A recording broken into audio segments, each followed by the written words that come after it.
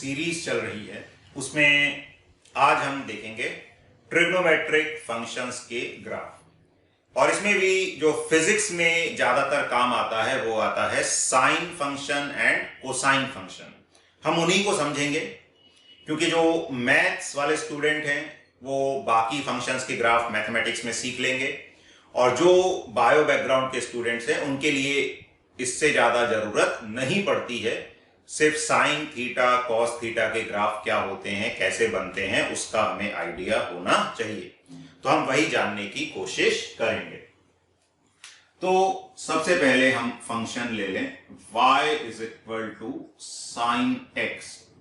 ये x भी हो सकता है, थीटा भी हो सकता है, कुछ भी हो सकता है।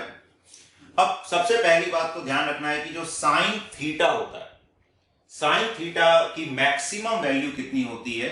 1 होती है। ठीक है, तो साइन x की जो मैक्सिमम वैल्यू है ये कितनी होती है? 1। और जो मिनिमम वैल्यू है वो होती है -1। ध्यान रखना, 0 नहीं होती है। जब हम 90 से बड़े एंगल की बात करते हैं तो साइन जो है वो -1 हो जाता है। किस पे? 270 डिग्री पे इसकी वैल्यू -1 आ जाती है। तो साइन x मैक्सिमम होता है 1, मिनिमम होता है -1। और ये जो ग्राफ बनते हैं ये ग्राफ स्ट्रेट लाइन नहीं बनते, कर्व बनते हैं। ये हमें थोड़ा सा आइडिया होना चाहिए। अच्छा, अब इसमें ये जो साइन एक्स और कॉस एक्स हैं ये क्या होते हैं? पीरियोडिक फंक्शन होते हैं।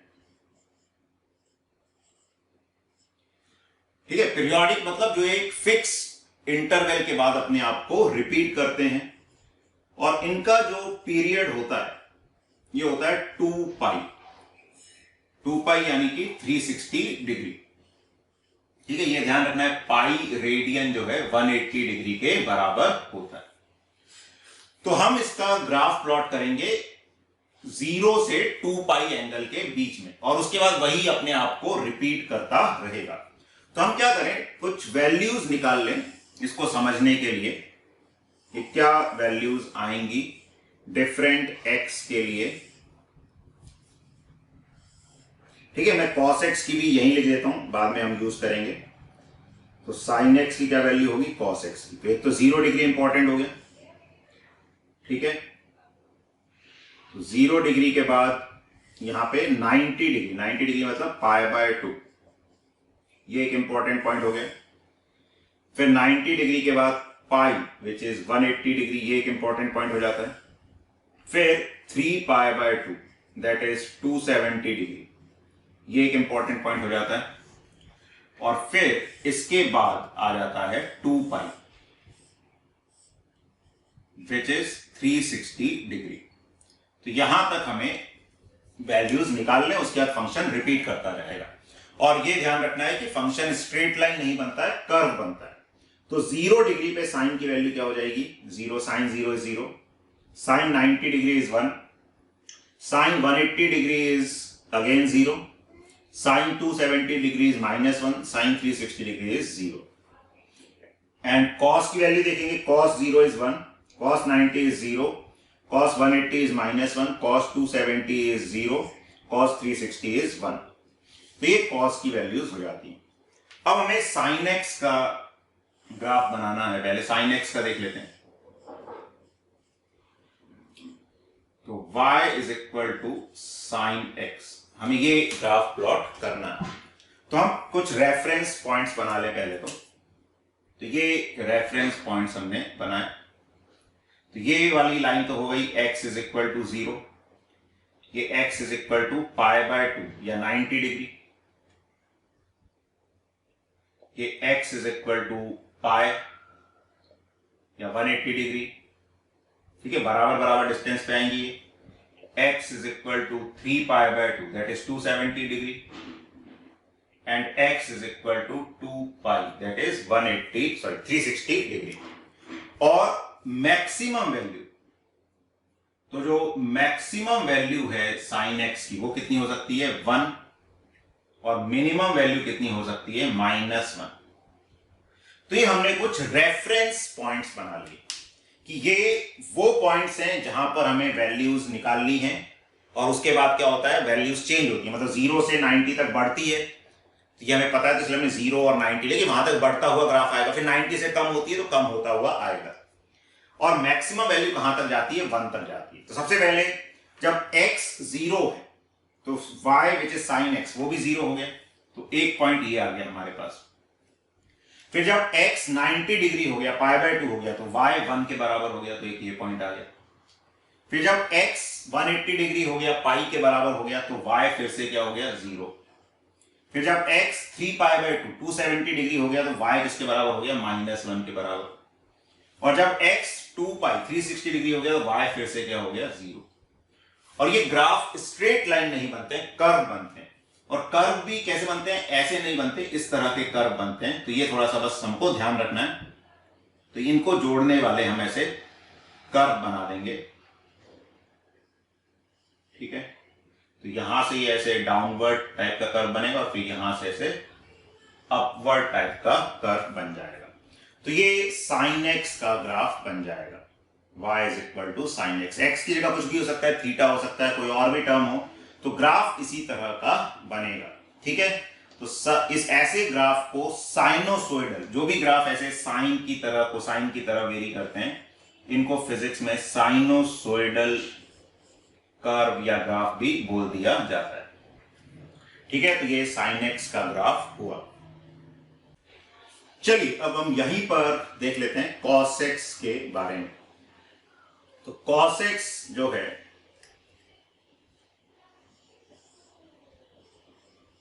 उसकी भी मैक्सिमम वैल्यू कितनी होती है? 1, और मिनिमम वैल्यू कितनी होती है? -1।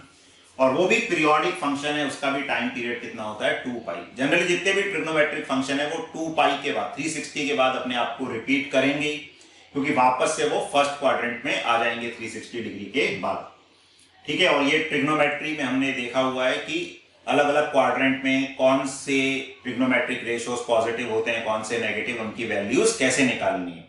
अगर आपको नहीं पता तो आप ट्रिग्नोमेट्री वाला वीडियो देखें, ठीक है। उसका लिंक मैं नीचे डिस्क्रिप्शन में दे दूंगा। तो y is equal to cos x. तो कॉस एक्स की भी मैक्सिमम वैल्यू 1 होती है, मिनिमम -1 होती है। पीरियोडिक फंक्शन है, इसका पीरियड 360 डिग्री होता है। अब cos x के लिए ये पॉइंट्स आएंगे, तो खुद भी एक बार प्लॉट करके देख सकते हो। तो वीडियो को पॉज करके आप खुद से अटेम्प्ट कीजिए, फिर आगे बढ़िए, ठीक है। फिर हम जो बना रहे हैं चेक कीजिए आपने सही बनाया या नहीं। जैसे साइन एक्स का बनाया वैसे ही बनाकर देखिए। खुद से बनाएंगे तो ज्यादा अच्छे से चीजें समझ आएंगी, क्लैरिटी ज्यादा आएगी। चलिए तो आप कोशिश कीजिए और फिर वीडियो शुरू करके आगे बढ़िएगा। तो cos x का हमें ग्राफ बनाना है। तो ये x हो गया, y is equal to cos x, ये ग्राफ हमें प्लॉट करना है। तो यहां पर हम फिर से x एक्सिस पे कुछ मार्क्स ले लें, पॉइंट्स ले लें, ठीक है। तो एक तो क्या हो गया, x की value 0, then π/2, then pi, then 3π/2 and then 2π, ये वैल्यूज हो गई। y की मैक्सिमम वैल्यू जो है ये 1 आ जाएगी, और मिनिमम वैल्यू जो है ये -1 आ जाएगी, ठीक है। अब जो पॉइंट्स हैं वो देख लें कि जब x 0 है तो y कितना है, मतलब cos x कितना है? 1। तो x 0 पे y यानी कि cos x 1 है, तो ये पॉइंट आ गया। जब x 90 डिग्री है, π/2 है, तो y कितना है? 0, तो ये वाला पॉइंट आ गया। जब x 180 डिग्री है तो y कितना हो गया? -1 हो गया। तो 180 पर cos की वैल्यू -1 हो गई, 270 पर फिर 0 हो गई, ठीक है। अब हमें cos की वैल्यू देखनी है, ध्यान रखना है, साइन की नहीं देखनी। और फिर 360 डिग्री पर वापस से 1 हो गया। अब इनको जोड़ने वाला ग्राफ बनेगा, और स्ट्रेट लाइन नहीं होता है तो ये कर्व बनते हैं। कर्व ध्यान रखना, ऐसे कर्व नहीं बनाने, ऐसे डाउनवर्ड, मतलब पैराबोलिक टाइप ही बनेगा। पैराबोला नहीं है लेकिन रफली वैसा ही बनता है, downward parabola, upward parabola type का, ठीक है। तो यहां पर, यहां से नीचे जाएंगे तो ऐसे टाइप का ये बन जाएगा, और यहां से ये ऐसे टाइप की वैल्यू बन जाएगी, ठीक है। और ये हो गया 2π 360 डिग्री का। अब इसी को आगे कॉपी करते जाएंगे तो आगे पूरा फंक्शन बनता जाएगा, क्योंकि पीरियोडिक फंक्शन है, 2π के बाद अपने आप को रिपीट करेगा। तो ऐसे हमें ट्रिग्नोमेट्रिक रेशियोज जो हैं इनका ग्राफ बनाना आना चाहिए। ठीक है, तो ये कॉमन ग्राफ्स हैं जो फिजिक्स में पूछे जाते हैं। तो ये जो हमारी ग्राफ वाली सीरीज थी, इसमें जो मेन सारे ग्राफ थे वो हमने कवर कर लिए हैं। ठीक है, तो ये वाला जो टॉपिक है फिजिक्स एंड ग्राफ्स, ये हमारा आज कंप्लीट होता है। तो इसको अच्छे से समझिए, क्योंकि अगर ग्राफ्स में आपको क्लैरिटी आएगी तो आप फिजिक्स को अच्छे से समझ पाएंगे।